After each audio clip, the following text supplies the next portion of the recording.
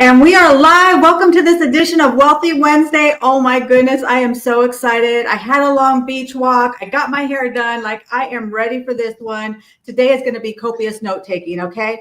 But I want to share a little bit about me. My name is Leah Garcia, financial strategist and insurance professional. And it's really my crusade, my mission to help self-employed entrepreneurs and small business owners to properly protect, distribute, and transfer their wealth so they can build that legacy and create generational and multi-generational wealth. And by the way, that's not just lip service. It's something that I do day to day to day. And if you are an entrepreneur, you run a business, listen, I know that you're doing all the things. We're getting up early, we're staying up late, we're missing family events, right? You're doing all these things to build your business. Well, I think today you are not here by accident. If you're watching this live, today is your golden ticket. Right? You're Willy Wonka day. You lucked out because you're going to be able to ask some questions live. And if you're on the replay, that's okay. You can still reach out to her afterwards. I promise you today, if you're using social media or you're really just kind of unsure about it, if you're on LinkedIn and you want to know how to really start to optimize your presence and really have that proactive presence, and know how to have that profitability with your business, today is absolutely for you. So before we get started, make sure to invite somebody, tag a friend. And like I said, today is going to be heavy note taking. But you know what? Today's not about me. It is about my incredible guest. Now, her and I met on LinkedIn, and we've kind of developed this like long distance kind of relationship. And so I consider her really a friend, also a colleague. Today, she's going to bring a lot of value. I know she's going to share some golden nuggets with you. And like I said, be prepared to take some notes. And she's going to take your questions live also at the end. So she is actually a marketing strategist, and she incorporates having that professional presence with also having that fun. If you look at her social media, you're going to know exactly what I'm talking about. She is the founder and owner of Boomtag. Please give it up and give a warm welcome for my incredible guest, Miss Kendra Noel. Take it away, darling. Thank you, Leah. I'm so excited to join you today. I've really enjoyed watching you and watching the people you interview, and I feel like you and your guests always bring a lot of value. So, just first, before I start, thank you so much for having me. So, my name is Kendra Knoll, and I just really enjoy helping service based business owners.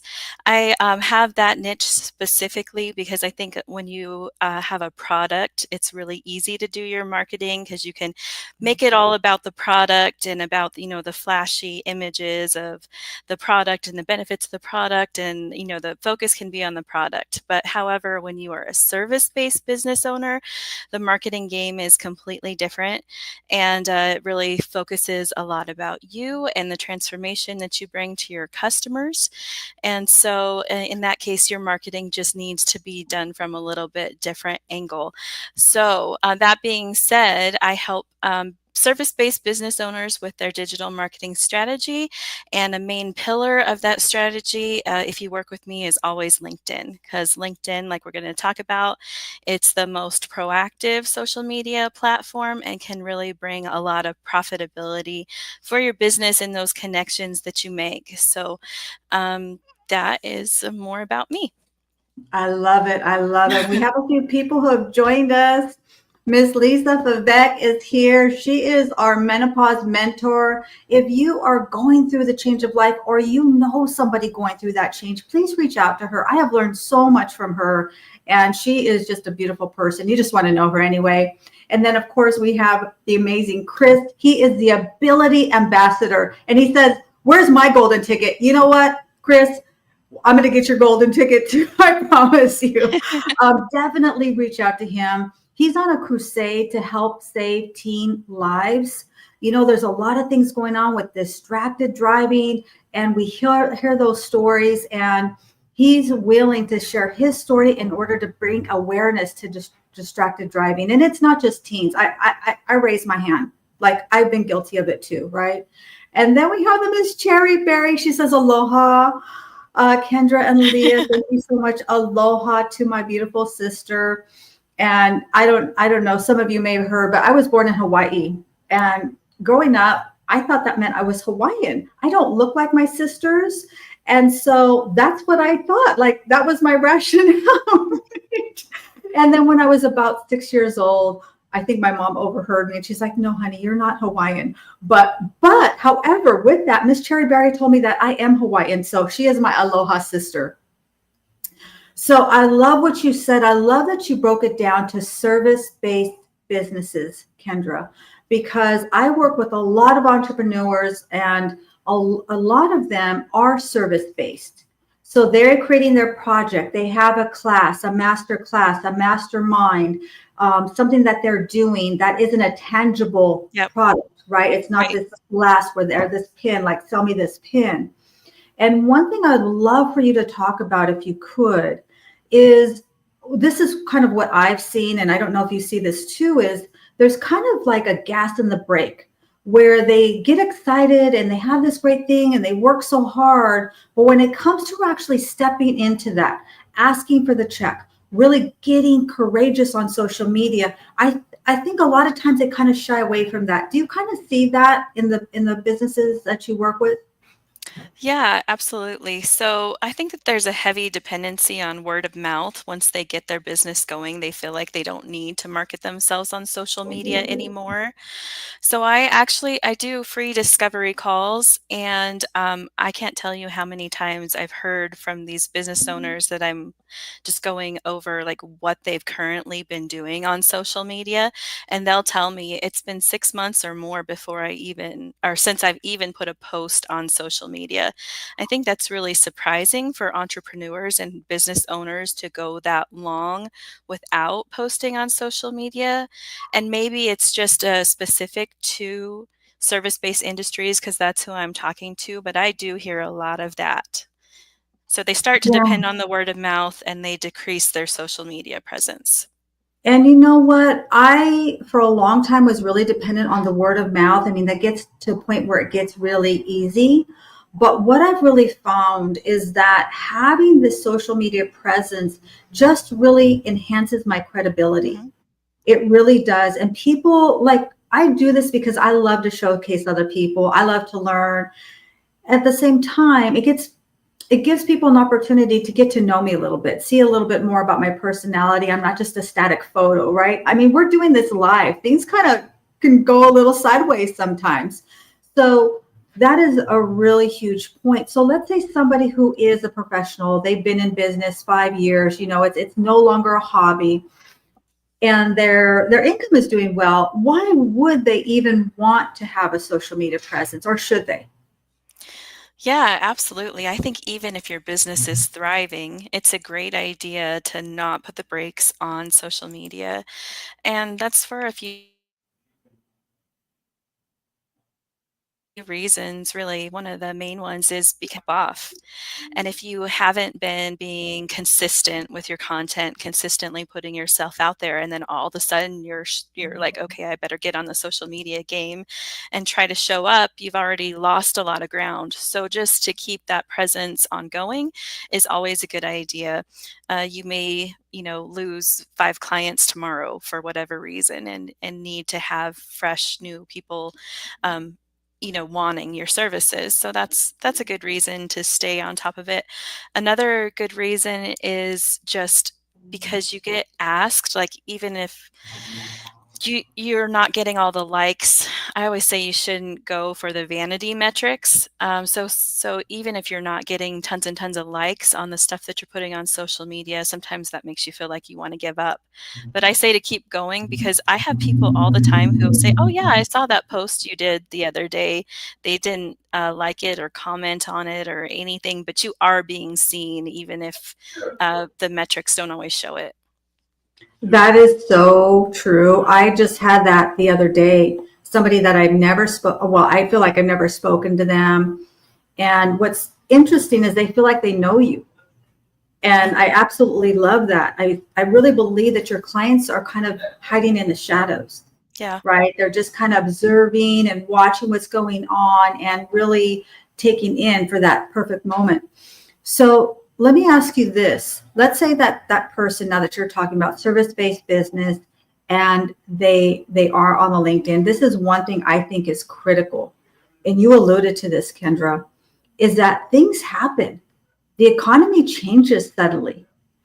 Or, like recently, LinkedIn has changed. Mm-hmm. And I always say, in every adversity, there's a seed of a benefit, but only if we look for it. And the other part to that is, listen, we're champions. We don't panic, we pivot. There's always an opportunity. So if somebody is having success, that really is to me a key reason why they need to have this other element, right? The social media. What do you think separates LinkedIn? I've heard a lot of different things. What do you think separates LinkedIn from other platforms? And there's other platforms growing all the time. What do you think, or do you think there is something that really separates LinkedIn from other platforms? Yeah, absolutely. I think the biggest thing is being able the proactiveness. So we titled this proactiveness and profitability of LinkedIn, right? But that proactiveness is maybe not there as much on the other social media platforms. What I mean by that is you have a target audience. Every entrepreneur has that perfect target that they're going after that would be their ideal customer. So on other platforms, you're kind of just hoping that they follow you, that those perfect people will follow you, but there's not a whole lot that you can do to proactively make those connections. However, Mm. on LinkedIn, because you can search by industry and job title and that kind of thing, you can target those connections in a very specific way where you're connecting with the right kind of people. So for me, that's what really stands out about LinkedIn. That is huge. So you just gave me tingles right now because that's something I really don't even utilize. So somebody like me, where do you start if you know who your target market is? And I try to create content that would cater to them. Mhm. But where can we search? Like, how do we search? I don't even know how you would do that. Do you have to pay for it? Like, break it down for us. Give us the golden nugget here. Sure.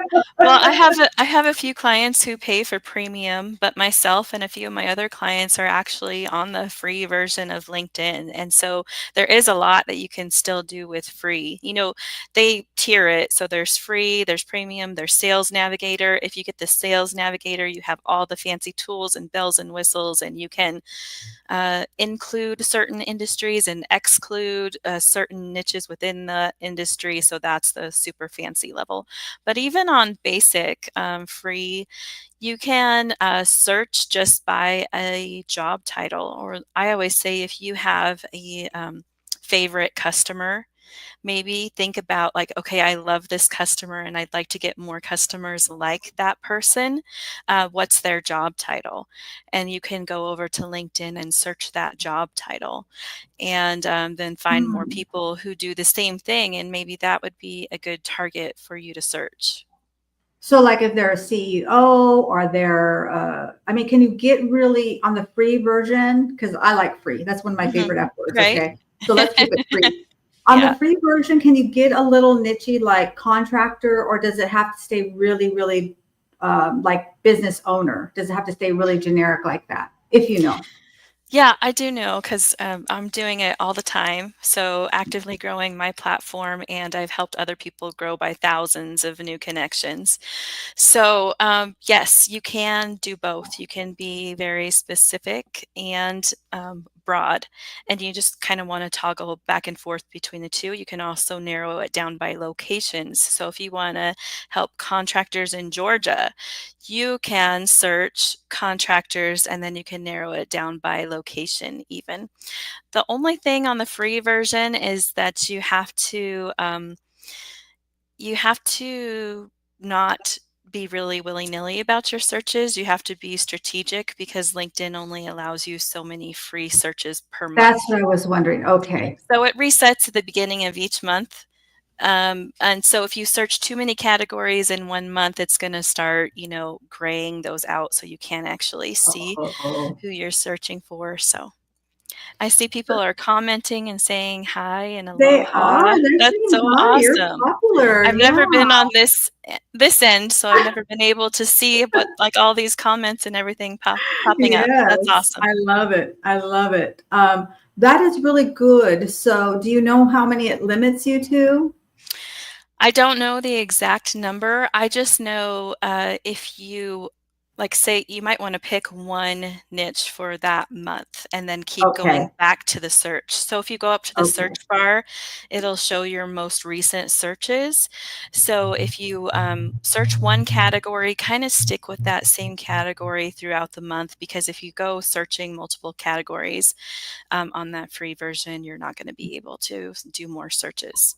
Okay, so just pinpoint and kind of take that month and decide you're gonna research Georgia contractors or some type of a service business. Somebody who's a good, not just a good client is what I think of, but also a good like connection, right? Who has an overlap? That's something I really think that gets overlooked is finding other people. In karate, we call it a kohai, right? Where we're kind of at the same level and we both service the same market, Yeah. right? For me, it's going to be CPAs, it is going to be estate planning attorneys, tax attorneys, also mortgage people, real estate people.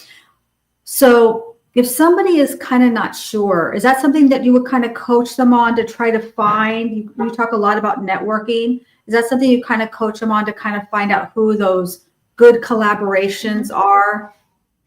Yeah, that's always part of the intake if they decide to work with me is, who are you trying to search? Who's going to be the best kind of connections for you? That's definitely part of what we do before we get a full strategy plan. Yeah. And what is the process? Like, how long does that usually take? Is it something that they're not going to see results for 90 days or 60 days? Or, how does that really work? So I always tell people between 6 to 8 weeks. Like if you're going to Okay. try it, give it at least 6 to 8 weeks before you give up on it, because it takes that consistency in the proactive growth and outreach before you really start to see the benefits. Okay. So I'm going to address the elephant in the room because we have everybody I see here has in the past used LinkedIn audio rooms. Hmm. Right? And as of this recording, unless you set it up beforehand, they are extinct. They've gone away of the Mhm. dinosaurs. So I know that it's been challenging for a lot of people, and really we don't know what it's going to be long term. But I just would love to hear your thoughts about that, Kendra. Somebody maybe that's really was how they were getting their clients. That was something that was absolutely their bread and butter, and now they're finding it's not there. Right. Well, yeah, what advice or what options have you found? What kind of break this down for us? What are you seeing from this? Well, it's definitely been a pain point for a lot of people, and I had just myself decided, hey, I'm going to get back into LinkedIn audios. I had done a bunch at the beginning of the year. It had died out. And then right before the announcement, I had, hosted my first one since I had took that long break. And I had been joining a lot of rooms as well, just to kind of start making more connections with people who like audio rooms and that kind of thing. And it's been really awesome to connect with other people. I think that the connection piece is going to be the biggest piece that's missing, because I did do a test with Americo, and I tested the new system, and it was kind of like what we're doing now, except for we had like little bubbles, kind of like you used to see on LinkedIn audios with our picture instead of live video. But as far as like the talking and like interviewing other people, I don't think it takes away a whole lot of that. I think what we're going to see it take away from is like connecting with other people who are in the room. And I think that that's the part that's going to be missed the most. And I don't really have a good solution for that right now, except for DMs. So the whole reason I started Boomtag Media and got into this whole game and the proactiveness and profitability of it is reaching people in the DMs. Yeah, so yeah, I really do think that going forward, it is going to make it different. I mean, we were really blessed to be able to have that. It was free. You could use it unlimited. They'd kick you out after 4 hours, but then you could restart the room and just, get everybody gravitating over there. And really what I'm seeing is it's probably going to kind of separate, right? Some people may go to other platforms because maybe other platforms have that. But then also, I think there's an opportunity for people who have been using StreamYard to that, I hopefully it's not going to break their stride and just continue on. But it is going to be a little bit different. I mean, we were really, really gifted to be able to have that. And we're going to talk about it. Remember when we had these rooms? Yeah, I don't know. Yeah, it'll be a different ball game, but I don't think anyone should get too distracted on like using LinkedIn and I think it's still a great idea. In fact, only a very small percentage of LinkedIn users were doing the audio rooms or participating in Really? audio rooms anyway. So everything that like I focus on as far as helping people with LinkedIn strategy is still there. So I was using LinkedIn audio rooms myself as part of my strategy, but as far as clients go, it wasn't really something that we were using and they were still seeing great benefits. So, Yeah, well, I love to touch on the DMs. So I'm going to confess here. mhm. I have been on LinkedIn for quite some time. I'm not sure, maybe 2014 or so, and started using it probably in 2019 more intentionally. And I'm confessing, would pitch slap people. I'm the one who would go in the DMs and I'd write these long, cringy things. I mean, they're cringy to me now, but at the time, listen, I didn't know how to use this Mhm. platform. And now I realize that that was pitch slapping. And it's funny because I will now connect with people. And, on LinkedIn, it saves all those conversations. And so Sure. I can scroll back up and go, oh, yeah, I remember when I used to say that. I mean, nothing bad, but I would just be like, here, I'm here to help you. You want to buy, you want to buy my Mhm. product and all that. So when you talk about DMs, obviously you're not talking about those kinds of DMs or Well, okay, so I don't want to tell you everything that I suggest to customers, but at the same time, a little bit of a pitch is okay. I know what you're talking about, the pitch slap where it's long and that was lengthy me. and you tell Okay, them yeah, that was exactly me. everything you do. I Yeah. wouldn't suggest that. However, like a connection, like, hey, I'm so glad we connected, and then letting them know a little bit about what you do, I actually would recommend because they're not necessarily guaranteed to see the content you're putting in your feed. That's always hopeful that that's going to be another touch point, but it's not a guaranteed touch point. Whereas the DM, they can ignore it, but however, you're being most proactive by saying, "Hey, I'm so glad we connected, and I'd like to tell you maybe a little bit about what I do." But I think that there's some ways you can do it and make it feel less pitch slappy. Like I always suggest either doing a video welcome message or a digital brochure. It's almost like sending them your business card. And I think if you can incorporate something visual in there and not just have it be like something long that they're going to have to read, let's face it, most people probably aren't reading that anyway. So a digital brochure or a visual is a really great way to kind of break that up. That is so good. And so here's another question for you. I get a lot of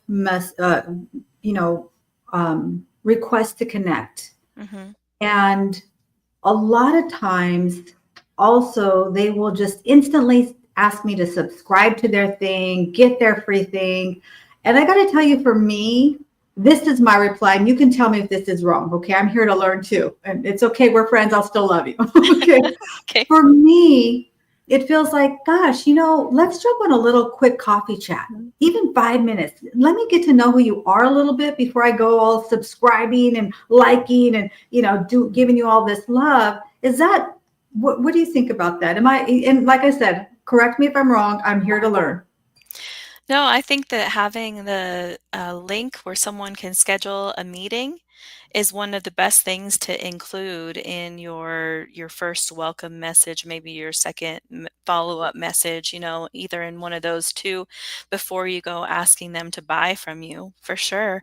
And I think that people on LinkedIn who are like actually using it as a networking platform, which is what it's made for, are actually really likely to say, yeah, I'd really like to meet you and have a quick chat. So I found it to be really beneficial to just meet with people. I think that was the first thing that we did was just a quick coffee chat and Right. got to know each other on there and then started supporting each other's content. So It's a really great way to just connect with people and make those deeper than just like a connection on LinkedIn isn't going to get you much. But, if you're networking with those people, it will.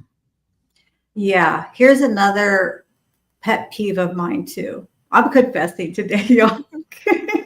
Bring it on. I didn't plan to do this, but I really want to know. And I think this could benefit a lot of people. Is what about these situations where people want to connect, and sometimes they'll say, I want to connect with you. I see you have a big network. I don't have that big of a network, but I see you have a network and I want to grow my presence. And I'm kind of like, gosh, this is all about you. So help me in my thinking if this is for me, that just like rubs me the wrong way. It's all about them. They don't care about me. They just want to see what can they grab from me. Do I need to adjust my attitude on that, Kendra? No, not necessarily. I mean, you're in full control of who you decide you want to connect with and who you don't. So, if they're not acting like they want to connect with you for a mutual relationship, I think that's if it's one-sided, it's probably not the best idea. I agree with you. Okay. Here's another thing, and I don't know if you know this answer, but you got a great comment here. Kendra, I I see love that the from idea of Javier. a visual message. Yes. And you know what? I have done that in the past, and then I've gotten away from it. So that's a really good, thank you, Javier, for really showcasing that and highlighting that, really separating yourself. Hmm. People get to see a little bit about you. And I always kind of go, oh gosh, I got to fix my hair and stuff like that. But I think it really taking that extra time to do that really separates yourself apart. And you can really build your own brand really quickly, I think, by doing that. So I love that. So here's another question for you. If you don't know the answer to this, it's okay. But I've asked this to a few people. Sometimes people just want to follow you, but they don't want to connect with you. Hmm. And I know that we can max out. So if you become a big influencer, you can no longer have any connections. But for this little people, okay, why is it that some people just want to follow you, but they don't want to connect with you? Like, what is that about? What do you think about that? I actually think it's a really good thing. I think it's a positive thing in your analytics. So, one thing that I look at is my connections versus followers, and then I call that the spread. So, the spread between, how many connections you have versus followers. Your followers number, of course, is going to be higher because any connection with you is automatically a follower on LinkedIn.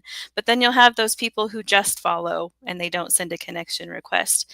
And I think that shows that you're putting something out into LinkedIn that they find interesting, and maybe they just want to kind of watch and see what you're doing, either for an example, like maybe they want to be like you, Leah. So I think that could be a good thing, for sure. And I also think that it's content based a lot of times. Like maybe they just Mhm. saw a piece of your content because LinkedIn will show it to non-followers as well, and then they followed you from there. So that could be a good thing, a good indication that you're creating content that people like. So I know my husband finds it really weird too. He's like, why are these people, why don't they just send a connection request? And I'm Right. like, hey, babe, it's a good thing. Don't get offended by it. That is really good. You really helped me with my thinking. So, is there kind of a rule of thumb on how that spread should be? Like if we're getting too far away, let's just say we've got a lot of followers, but people aren't connecting. Like, should it be closer, or is it okay if we have that, thousands of followers and just a few connections? Like, is there something we should be aware of? I don't really have a rule of thumb, but I like to watch and see that the spread is growing because I think that the growth of the spread is actually a good indication that content creation is on point. Okay. So when you're getting followers, then it's kind of showing people are dipping their toe in the water. Hmm. Okay. See, that really helps me because I thought, gosh, I would immediately send a connection request, and that's probably like too much too soon. Just allow them to do the follow. Yeah, allow them to follow and watch what you're doing. It's really not a bad thing. Okay, that's cool. So what about just like content in general? You know, do you think that there's kind of a rule of thumb? Does it depend on what kind of business you have? Should they be posting every day? Or somebody that says, you know what, I'm just not all about this. What's the minimum I have to do? So like, Yeah, do you have kind of, yeah, do you have something you can kind of guide us to on what we should absolutely. look for? Okay. So LinkedIn has recently changed the way their analytics look. I'm sorry, I'm on my phone because I gotta look at it over here so I can show you. But if you go to your profile, uh, sorry, There you this go. way, and then you're Yeah. gonna scroll down to your analytics and then say Right. show all analytics. Right. So see, it's got this weekly sharing tracker now. And so it Oh, shows that you should have so it says you should take at least 3 actions. I've been right. posting and commenting a lot this week. So, it'll tell you the week of December 2nd to the 8th, and it shows I have 23 of 3 actions done because I have 19 comments and 4 posts this week. Also, contributions count. So they're saying they want you to take 3 actions, which can either be posts or comments. And then if you're over that, you know, good for you, you're doing well, but I'd say a minimum of 3 actions, and I think 2 at least 2 of those actions should be a post. That's Okay. my rule of thumb. I don't know. Okay. So you mentioned something that I think is so powerful, which is commenting. Mhm. I think that's something that it absolutely takes time and it really takes more of allowing your personality to come through. So, can you kind of speak to that? Because I notice a lot of people just kind of like and go, Yeah. right? But I think there's so much more to that. Could you kind of share a little bit about that?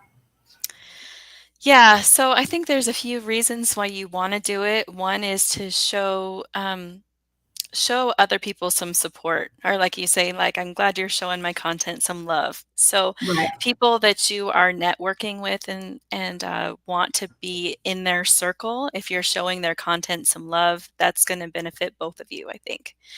The other reason that you want to be doing that is to showcase your expertise a little bit. So maybe, like you said, industries that are similar, like you're kind of on the same level. If you're commenting about how you help your customers with a problem that maybe the post is about, I think that that helps showcase your expertise as well. So LinkedIn is really good at allowing you to just shine and show your expertise and become an authority in your industry. And commenting is one of the ways that you can do that. That's so good. Now, what about, I know you focus on service-based businesses, so this is something that came to mind. Let's just say a mindset coach, right? Should they be really commenting and collaborating with other people in that same industry, or is that kind of like what are your thoughts on that? Well, it's kind of funny when I got into doing the audios again and started joining all these audio rooms, it kind of led me down this rabbit trail. I didn't realize how many other people were out there that did the same thing that I did. Like when I first started doing it, I thought it was like a really unique thing that people weren't doing. Turns out that I was wrong, that there are a ton of people who focus on LinkedIn and helping people with growth and strategy on LinkedIn. So, it was kinda nice being in my own bubble, thinking that I was the only one who was doing that, but on the other end of it, it's nice to be connected with people who are doing the same thing. I've got some good ideas from listening to other audio rooms that Okay. have a focus on LinkedIn, and, and learned, some things that I didn't know that are services that they offer that are adjacent to mine. So it's kind of cool to go and network with some other people that are in your related industry. Okay. So you think connecting with them and all of that is totally fine. It's not creating any type of thing with the analytics, like taking attention away from you or anything like that. Not as far as I've seen. Okay. No, in fact, I've gotten more comments from other people who are in digital marketing here recently and like supporting my post. So instead of all like my target market, which would be nice to get more attention from them, but sometimes the attention actually comes from people in related industries. And if they're commenting on your post, that actually helps your algorithm a lot. That's good. You never know who is going to connect with you, right? You never know who's going to see your content. And even though they're connected with somebody else, maybe they resonate more with your message or just your personality. So when it comes to, there's another thing on here, and I don't know, well, there's two elements too, and I don't know how much you know about this, but there's a newsletter, and then you can actually make comments on specialty, like to become a top voice and stuff like that. You know, to me, I don't have the newsletter. I do contribute. Are those things that, but it takes time. You know, it really does take time to create a newsletter. You got to be consistent. You have to have content to be a top voice, you know, really getting in there. And, you know, it takes some time to formulate that. Is that something you think is really worth the time to really do that for somebody who's in a service-based business? I'm kind of with you as far as the newsletter goes. I don't put out a newsletter either. I had helped some customers back in like 2020 who were doing newsletters, and I just didn't see a lot of benefit from it, or like it wasn't getting seen a whole lot. Maybe it's different now, but I don't do a newsletter myself. However, in my notifications, when it pops up something that says that we are, or you're one of the top leaders to answer this question or Right. whatever, you know, Yeah. the kind of notification I'm talking about.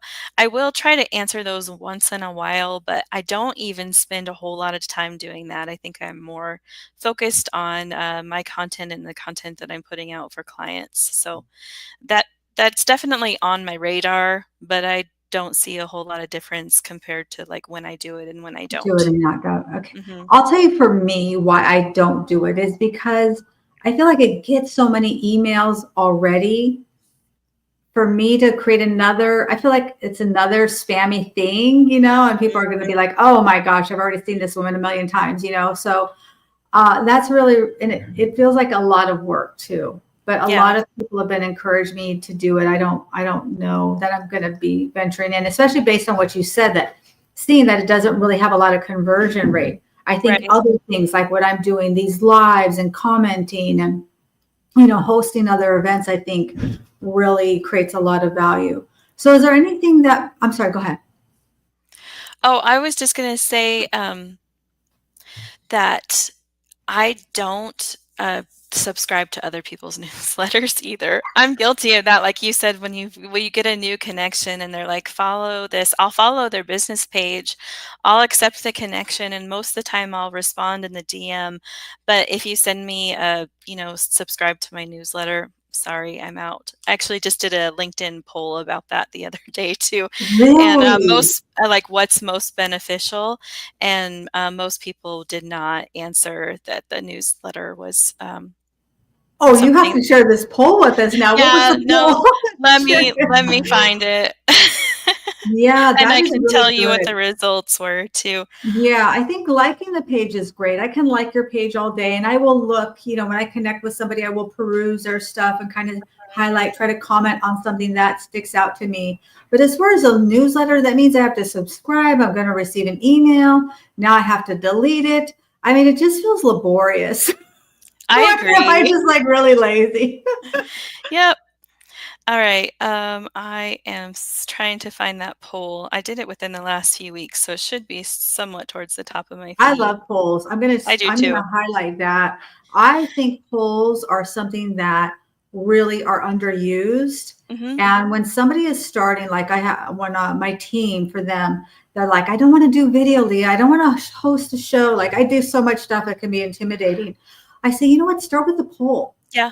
I say you can do a poll on anything. Do you like turkey or ham for Thanksgiving? I mean, really anything. It's about just getting an engagement.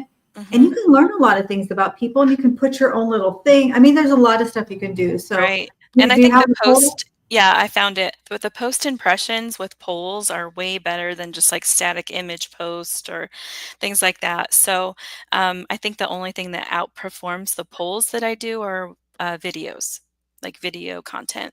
But so the poll says, what are you more likely to say yes to from a new connection? And then the options were subscribe to their newsletter, follow their business page, reply to a welcome DM, or accept an invite to an event like the one that we're doing. So the top answers were reply to a welcome message or accept an invite to an event. Um, Only 8% said that they would subscribe to a newsletter. So, Wow. That is so good. Yeah, so that just validates it for me. I'm mhm, not going to be doing. Sorry, I'm not right. doing a newsletter. Or Me either. be happy. I'm not doing a newsletter. I won't be bugging you for that. Yeah. Yeah, that's really really good. Is there something that is a little bit more unique to service-based businesses? I know when I deal with a service-based business, one of the things they struggle with a lot, and I kind of alluded to this in the beginning, is they really have a lot of challenges really stepping into pricing. That can be a real hot point for them. They work hard, but when it comes to collecting the check, they feel like they've got a discount right away, or maybe start at lower price points. Is there anything that's more exclusive when it comes to LinkedIn? Branding, marketing, some things that they should kind of watch out for.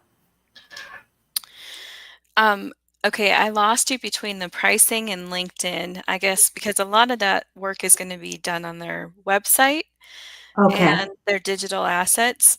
I don't know if this totally answers your question, but I make sure when I do like profile makeovers and that type of thing that their LinkedIn profile is they're utilizing the featured section to make sure that it links out to any kind of digital asset that they have, where people can see more information about their pricing and details about the service. Because your about section on LinkedIn isn't where really the spot to detail everything in your prices. And maybe you can use the service section for that. Um, but I usually just say contact for pricing. Most people I deal with in the service-based industry don't have a one price for everything. They Right. either have like tiered pricing depending Right. on the level of service. So just kind of give a kind of an overall, maybe a big picture, and then allow people to contact them for more of the detailed stuff. Yeah. Here's a question for you. How about collecting those? And I don't know how much you deal with this either, but having that collection for, sending out the invoicing sort of thing, are they more hands-on, or is it kind of like sending their PayPal kind of thing? You have, Oh, collecting funds through like yeah, LinkedIn? Oh, yeah. that is a really good question. Um, I think that most service-based industries have a invoicing system set up that's going to go to their email. I don't know that I would be sending it through LinkedIn.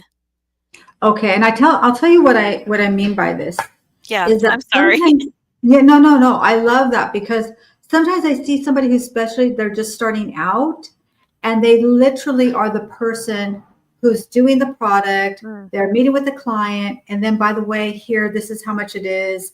And now they're expecting to actually handhold them through that collection process. So the service-based businesses that you deal with, do they use a third party, or are they really on there like, okay, Zelle me the money, or here's my PayPal kind of thing? Yeah.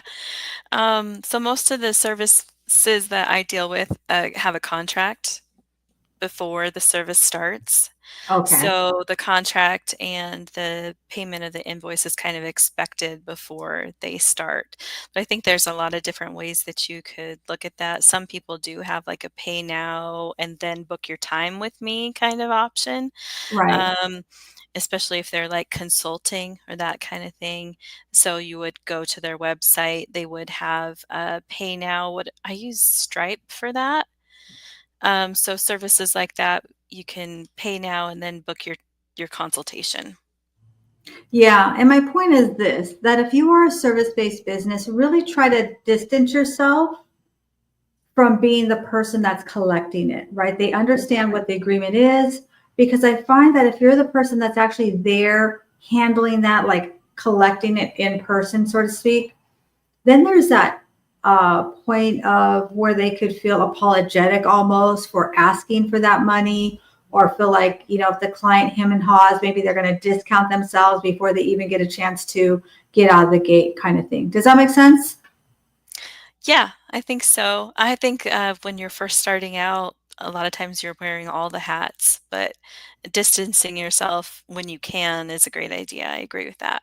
Yeah. For example, like in the dojo, I never let my instructors be. I'm not usually the head instructor, so I never have them, the head instructor, collecting the tuitions, handing out the gis and all of those kinds of things, because I don't think I think that is kind of like, it's kind of lowering their status in a way, Mm, so I really like to create that distance between he's the instructor or she's the head instructor, and I'll handle all this other stuff. So they right. don't have to feel like they're the one instructing, and by the way, now you owe me. Like, you know what I mean? Yeah. Okay, so we're kind of winding down here, Miss Kendra. Tell me, like, what do you have going on? We've seen a lot going on with you. What do you have prepared for 2025? Are you prepared to thrive in 2025? I heard you say that on the live the other day, and I heard the host say, Leah, I'm going to steal that from you. And They I'm like, did. Yeah, they I might have absolutely to did. too. No, thriving in 2025, I think that that is a great game plan. Of course, we're going to try to be utilizing LinkedIn and all the ways um, to be proactive, to bring in that profit.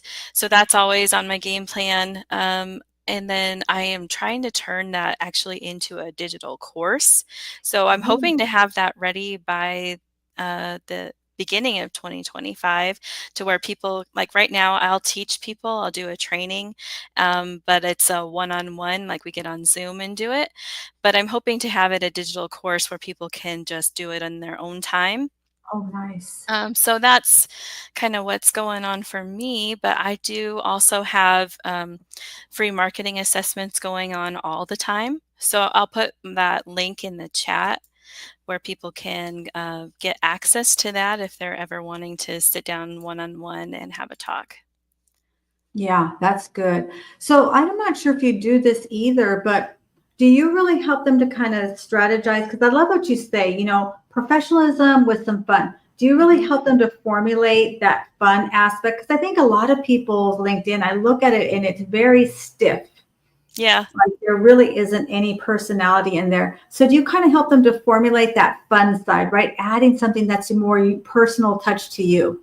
hmm Yeah, so it's always easier to do on your own content than it is to do on someone else's content, especially because the services that I'm involved in helping, they kind of have to be stiff a lot of times. But I'll Mm, make suggestions for sure. Like, can we incorporate this to make it a little less boring? And sometimes they bite, and sometimes they're like, no, let's keep it square. right. So, I think that one of the reasons why I have so much fun with my content is because a lot of times I'm making content for other people that doesn't incorporate that. And so it's like an outlet for me sometimes to bring the fun in. But I would be looking forward to in 2025 maybe doing some more of that and helping people with video content as well. Because as much as I love Canva and creating like the static image posts, they're just not performing like they used to. That is good to know. So what are you seeing?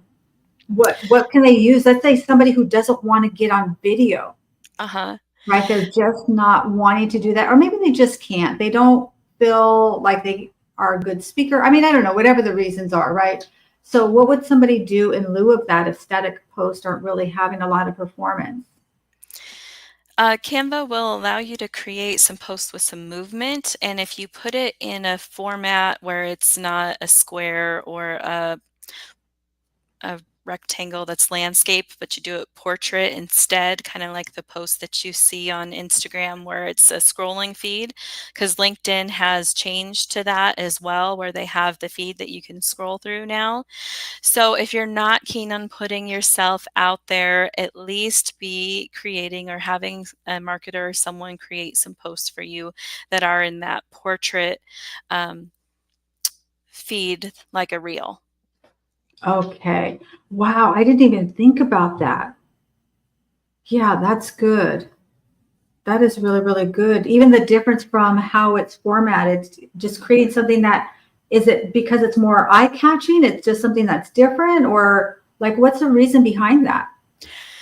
It's because of like the TikTok effect where people are used to now scrolling through those videos one after another.